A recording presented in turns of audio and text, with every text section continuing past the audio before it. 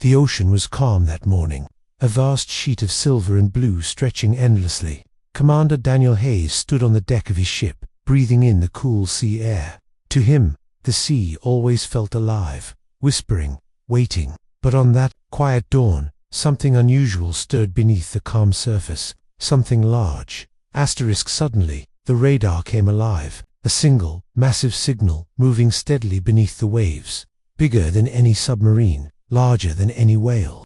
The crew exchanged uneasy glances, unsure of what they were seeing. Commander Hayes leaned forward, calm but curious.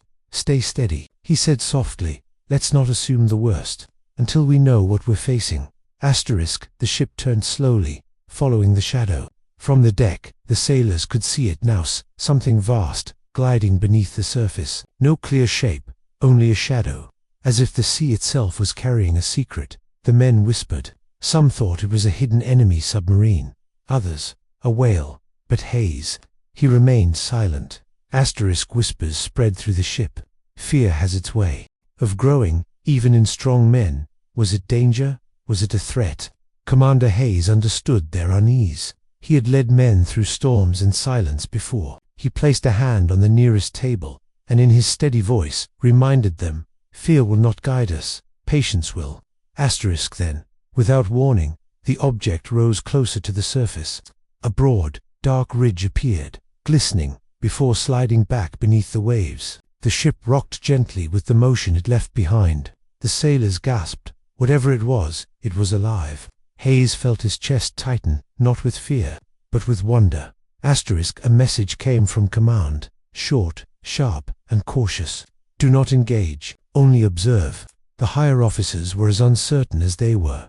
Hayes folded the paper and slipped it into his pocket. He understood. Not every mystery in the ocean could be met with force. Some needed time to reveal themselves.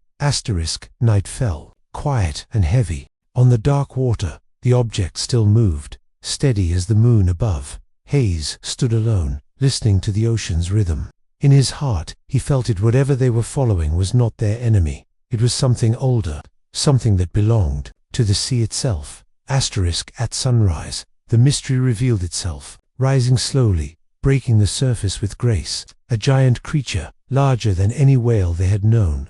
Its skin carried the marks of time, barnacles clinging like ornaments. It moved not with threat, but with peace. The sailors stood in silence, and Hayes, at last, breathed easily, for the sea had shared its secret. The crew's fear melted into wonder. Men who had moments ago whispered of danger now leaned over the rails with childlike awe. They watched the giant glide beside them, a living mystery, yet strangely comforting. Hayes felt a quiet pride. His men had discovered that courage was not always in fighting. Sometimes it was in understanding. That night, in the mess hall, an older sailor spoke softly. "My grandfather once told me," he began, "that the sea carries its own guardians, ancient beings, older than any ship or man. Maybe this is one of them." The young men leaned closer, their hearts steady now, their fears replaced by respect. Later, Hayes returned to the deck. The creature lingered near. For a brief moment, its eye surfaced, enormous, deep, and filled with an ancient calm. Hayes met its gaze. No words passed, only silence. Yet in that silence, he felt something, as if the ocean itself was reminding him of humility, of peace. By dawn, the giant began to sink back into the deep. Slowly, quietly, it descended, leaving behind only gentle ripples on the sea. The sailors stood together, silent. None felt loss. Instead, they felt gratitude for having witnessed something rare, something beyond human grasp.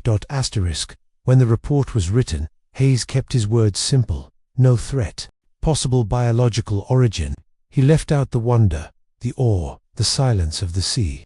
Some things he knew could not be recorded on paper. Some truths belonged only to the men who stood upon that deck.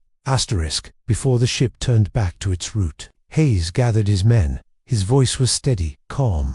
"Today," he said, "we faced the unknown, and we learned that not all unknowns are enemies. Sometimes they are reminders of how small we are, and how wide the world truly is." The ship sailed on, its path clear once more. Behind them, the ocean returned to silence, guarding its secrets. The men would tell stories of what they had seen, but none would ever forget the feeling. Commander Hayes stood at the bow, eyes on the horizon, carrying with him the ocean's quiet lesson that sometimes the greatest power is not in strength, but in peace.